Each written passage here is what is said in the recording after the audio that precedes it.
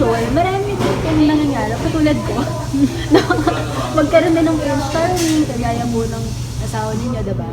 Pero, ano siguro yung nagiging message mo naman for women who would want to get married, whether single sila or may jowa sila right now, but they would eventually want to get married. Ano yung magiging, siguro, piece of advice mo for them? So, my piece of advice, syempre, gawin nyo lang yung, ipakita nyo lang kung ano yung totoong ikaw. Okay. Doon sa ibang mga tao. Kasi, lagi ko sinasabi sa husband ko, hindi ko akalain na magiging kami. Hindi ko akalain na liligawan niya ako. Noong siya ay tinetext-text ako, no, bilang kami nga talagang friends, okay? Kasi nasa isang community kami sa church. Nasa isang organization kami, parehas kaming officer doon. Normal lang sa akin yun. So, hindi ako nagkaroon ng issue. At the back of my mind, hindi ko naisip, ano kaya ginagawa nito? Wala sa akin. Hanggang sa nag-declare siya or nag-propose siya ng panliligaw sa akin. So, kaya ang take ko sa mga girls, basta gawin nyo lang yung best nyo. And syempre, wag nyo din masyadong, alam nyo yun, yung mga guys kasi, meron kasi akong narinig, no? Yung mga lalaki daw, gusto nila yung mga girls na kaya yung sarili. Or in short, yung mga girls na independent at hindi umaasa sa mga boys, okay? Doon sila mas na-attract. Okay, o kung ako sa inyo, instead na, alam niyo yun, maghanap kayo ng Prince Charming, gawin yung mas independent kayo. Kasi you know what, sila yung maghahanap sa inyo. Kasi kapag nakita kayo ng mga guys na, parang kakaiba siya, na parang gusto ko siya. Sila yung mag-first move sa inyo. And yun yung mas maganda. Okay, na pag sila yung nag-first move sa inyo, di ba? Gandang-ganda kayo. Haba-haba ng hair nyo for sure. O, di ba? Hi everyone! So, meron akong special guest today and my special guest is one of my business partners. Sa totoo lang po na-inspire ako sa kanya kasi I have only been employed for a very, very short time, but it really amazes me that people who have really stayed long working for maybe different companies pero corporate world or lalo na dun sa mga talagang kung ano yung first company nila, doon na sila nagtagal. So, it's really very inspiring. Pero right now, because I've been an entrepreneur for years, one of the things that inspire me the most is yung mga tao na ang tagal na lang nag-work but they've decided to get into business kasi hindi naman lahat business-minded agad. So, nakaka-inspire yung mga reasons nila for shifting. Pero more than that, nakaka-inspire kasi itong tao na to, she finally said goodbye to her corporate job of 13 years just this January 30. So, fresh na fresh pa to. I want her to share with you guys ano yung mga factors na naging reason niya and ano yung mga benefits din of her new journey as an entrepreneur full-time, okay, after doing it for part-time for a few months. So, hi Ma'am Annabelle, please introduce yourself. Ano yung ginagawa mo before you recently resigned and ano na ngayon yung ginagawa mo? Hi guys! So, I'm Annabelle Solis and I've been a secretary or administrative assistant for 13 years in an institution, academic institution. And doon ako graduate, student assistant ako doon, hanggang sa naging employee ako for 13 years. So, all in all, 17 years. Okay, na nandun ako. Parang preschool to college na yun. Actually, kasi college, tas yung working experience pa. What are the things na na-experience niyo po na you didn't like, na you wanted to improve? Yung talaga, personality. Okay? Kasi, as a secretary, kaming mga secretary, alam mo yun, nakikinig lang kami doon sa kung ano yung inuutos ng mga boss, ganyan, ano yung sasabihin nila, ito gawin mo yan, ganyan, pumasok ka, naka-log in, log out, ganyan. So, siguro, masyado na akong doon sa routine, and nung nakita ko yung business, kasi ibang-iba yung business, ibang-iba yung career, ibang-iba yung ginagawa, no? siguro masyado akong naging sobrang naging excited. Naging excited ako na gawin siya na what if maging successful ako dito. When you were starting, syempre parang, I think for a mom, or for someone in a partner, parang ang hirap mag-decide. Pero ito kasi yung typical na, even to me, it's a myth. Kasi parang never ko to, or bihira ko itong na-witness sa parents ko. Because my parents are very, very independent. So kapag trip ng nanay ko, trip nila, trip ng daddy ko, walang pakialam. But of course, they have joint decisions, that I know. Pero, kumbaga, ganun kasi nakita ko. But, I have heard and I have witnessed din may mga partner, minsan nga mag-boyfriend girlfriend, pero nagkakaroon ng ganitong mga tanong. Itatanong ko muna sa partner ko.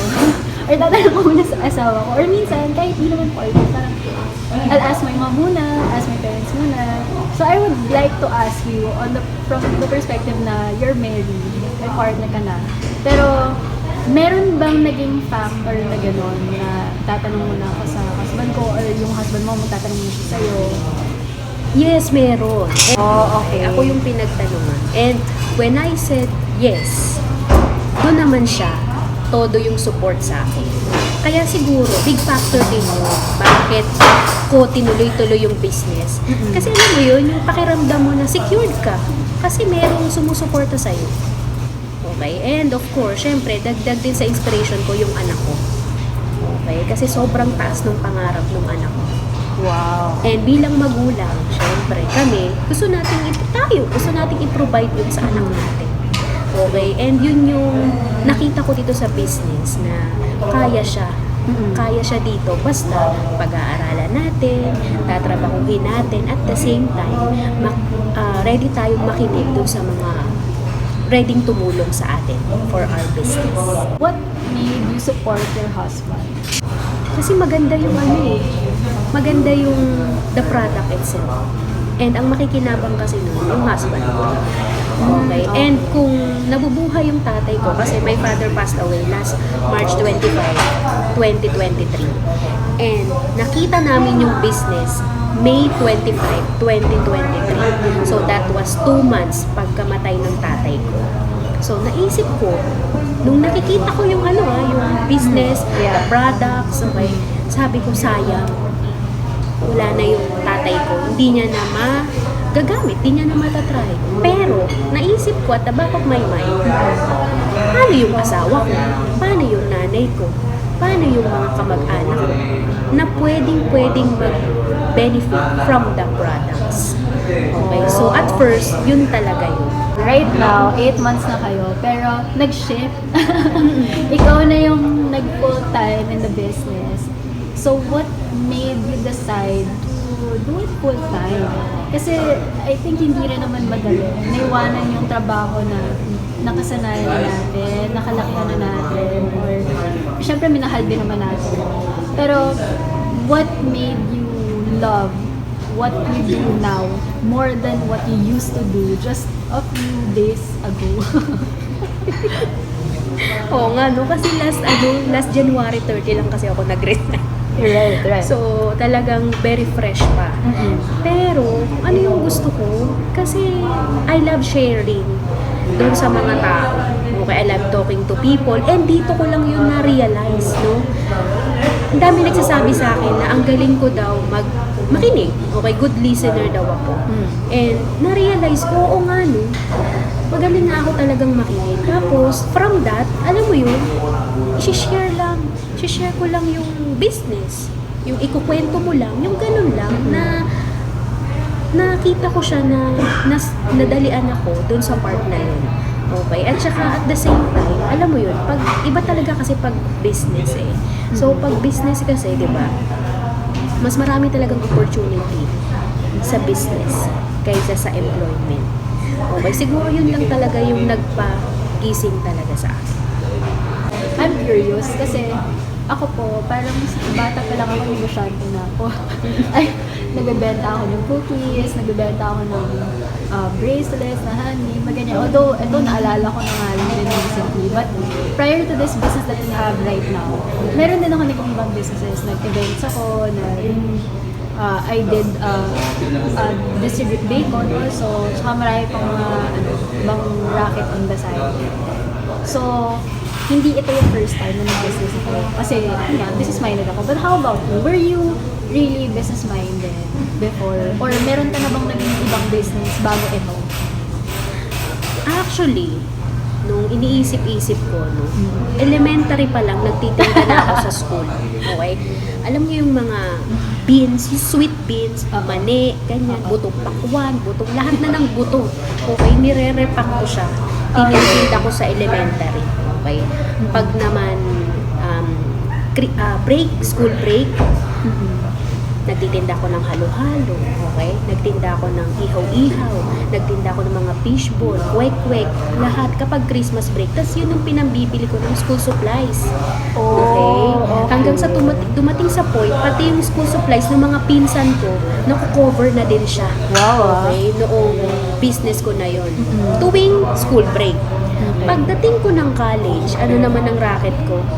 Papel, mga yung snacks sa yung mga cupcake, biscuit, ballpen, papel, lapis, tinitinda ko yan, pati load. Tinitinda ko din sa classroom na. Sa mga classmates ko, sinasabihan ko lang yung teacher na huwag niyo po sasabihin na kasi syempre bawal kasi may canteen doon sa loob ng school, ng university, so bawal. Pero, alam mo yun, wala akong pakialam. Basta, after ng school, bibili ako ng mga paninda ko that day, that night, then the following day, dala-dala ko siya. Okay, so ito, based on your kwento, no, I think we have one thing in common. That is yung pagiging madiskarte. Kasi to some extent, no, kahit whether privileged or not, iba pagka madiskarte. Ako before, very simple lang naman yung motivation ko sa pagiging madiskarte. Kasi hindi ako mag-shopping and I don't wanna, sabi na in the words of Heart Evangelista, I'm not a hingi-hingi person. So, thankful ako pag nagbibigay. Pagka pinag-provide yung parents ko sa pang-shopping ko. Pero, parang mas na-excite ako mag-shopping pag alam ko pinagtrabahuan ko eh. So, kapag napilipunan ko, or gumakit ako, so I have pang-shopping, mga ganyan. It's mababaw, pero napaka-effective niya sa pagpupush sa akin na gumawa ng sarili kong diskarte. How about you? Ano yung pinaka nag-push sa'yo? Bakit ma-discarte ko tayo sa buhay?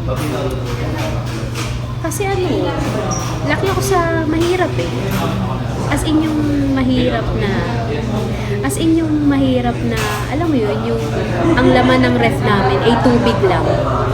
Actually, nung college ako, kasama ko, ma-share ko lang kasama ko sa isang campus peer ministry. Campus peer ministers kami. And ang natatandaan ko, ang lagi kong kinukwento, ano yung gusto ko? Gusto kong magkaroon ng ref na maraming grocery sa loob. Wow. Yun lang. That's it. Siguro nga kaya doon ako nagustuhan ng asawa ko, parang ang dali naman itong ma-please pagkain lang. Kasi nasanay kasi ako na walang laman. Okay? Nasanay ako na tubig lang yung laman. So ang ginugol ko, magkaroon naman ng ibang laman. Yung ref namin, hindi lang tubig. Diba? So ngayon, natutuwa ako kasi yung anak ko, hindi niya nararanasan yung dinanas ko before. Yes, that's it. And I'm so excited na maiparanas pa, may bigay pa sa anak ko kung ano yung mga pangarap ko nung nakita ko yung business. I would call you very, very responsible person. Kasi ayaw natin maranasan ng kids natin yung na mga na-experience natin before in case they were as favorable. And eto, for my last question, marami po kasi na tao na pag kinasal na sila, parang they tend to forget themselves, whether the husband or the wife. And sa akin lang, dito naman ako natuwa kasi sa parents ko, that they have their own hobbies. Lalo na yung mom ko, na nag-decide siya na mag-enroll sa fitness first yata yun. So, meron siyang ginagawa para alagaan yung sarili. Tapos yung dad ko din, marami siyang nagbabike sila, ganyan. So may mga sarili silang separate hobbies. Kaya nakaka-inspire. How about you? Since you're married and you now have a kid, ano yung take mo sa ganyan? Are you that kind of person na na-experience mo din yung parang napunta na lang lahat sa pagiging nanay and you forgot yourself? And in case na nandun, now what are you doing to shift that? Na parang hindi ka lang nanay, although hindi natin nilalang ang pagiging nanay, mahirap po yun. Pero yung mabuild mo ulit yung sarili mo kasi after all, you're still an individual person. Well, dumating tayo sa point na ganyan, yung tipong kino-question ko yung husband ko na, ano ba yan, ganyan, bibili ka na naman ng ganito, bibili ng ganyan. Pero at the back of my mind, kasi wala ako masyadong hobbies katulad nung sa husband ko. So para bang naka-target lang ako sa hobby niya, parang gano'n. Then nung naging mommy ako, nakafocus na lang nga dun sa anak ko. Okay, so ang tendency, alam mo yun, madaling ma-burnout. Kasi syempre, pag pagod ka na bilang nanay, tapos empleyado ka pa ng 8 to 5, no, nakakapagod siya. Sabi nga ng asawa ko, alam mo ikaw, nanay ka kasi. Marami kang characters. Nanay ka, asawa ka, anak ka, daughter-in-law ka. At syempre, apo ka din. So, ang dami mong obligations na dapat mong gampanan, okay? And natutuwa ako dito nung nag-business ako kasi parang ito yung me time. Alam mo yun, I was able to explore yung ibang mga bagay, makapunta sa ibang mga bagay on my own, makapag-commute on my own, yung mga tipong hindi kasi talaga, mahina talaga yung loob ko when it comes to pumunta kung saang mga lugar na wala yung husband ko. Okay. At saka, probinsyana nga kasi talaga ako. So, bagong-bago sa akin itong magpunta ng, alam mo yun, syudad, ganyan. So, sinabi ko dun sa husband ko, nung unang-una naming pumunta doon sa head office, nung business, okay. Sabi ko, you know what? Kung hindi ko napangasawa ko, kahit na nakita ko yung business, siguro hindi ko itutuloy. Kasi ang layo eh. Pero, nung nandito na ako, nung ako yung pumupuntang mag-isa, na-realize ko, ang saya pala. Kasi, nakakakita ka ng ibang mundo. Okay? Nakakita ka ng, oh my God, kaya ko pala to. Kaya ko palang pumunta sa ganitong lugar on my own. Kasi, kaya naman talaga. Pwede ka naman magtanong, may Google Maps naman. Yun, magiging madiskarte ka talaga on your own. And yun yung sobrang grateful ako. Okay. And right now, what would be one message you have for moms like you that are probably experiencing yung mga na-experience mo din before na na-focus na lang sila lahat sa motherhood and they forgot their own individual selves? Well, ang message ko lang sa inyo, siguro, unang-una, mag-pray kayo kung ano talaga yung, alam mo yun, mag-pray kayo kay Lord kung ano talaga yung hinahanap ng puso mo. Kasi si Lord, ibibigay niya talaga kung ano yung para sa inyo. Okay, ang kailangan lang, syempre, lumapit kayo sa Kanya. And then, pag may dumating na opportunity, alam nyo, ipagdasal nyo rin kung si Lord ba talaga yung nagbigay sa inyo. Okay? Humigay ng mga signs. Ako kasi, talagang ma-signs ako eh. So, pero, nung tipong ang dami ng signs na binibigay sa akin, okay, alam mo yun, sarili ko na lang yung, sige, eto na, okay, gagawin ko na. Kasi, sabi ko, pag hindi ko siya ginawa, pag hindi ko siya, alam mo yun, pag hindi ako nagbawas, okay, nagbawas ng iba kong ginagawa, baka si Lord magtampo. Kasi ito yung pinagpe-pray ko ng matagal na panahon. Right. Okay, so ako, talagang in-explore ko lang talaga siya kasi I know naman na si Lord hindi niya to ibibigay sa akin, sa family namin, kung hindi siya para sa akin. Kasi I know, galing talaga to sa Kanya. Same, actually. Okay, so thank you so much for your time and I really appreciate yung mga na-share mo kwento and even your tips and even yung pahabol mo. Thank you so much, Ma'am Annabelle, and congratulations for choosing your dreams and your business, and congratulations kasi after 13 years you decided to do something na para naman sa'yo and sa family. God bless you. Thank you!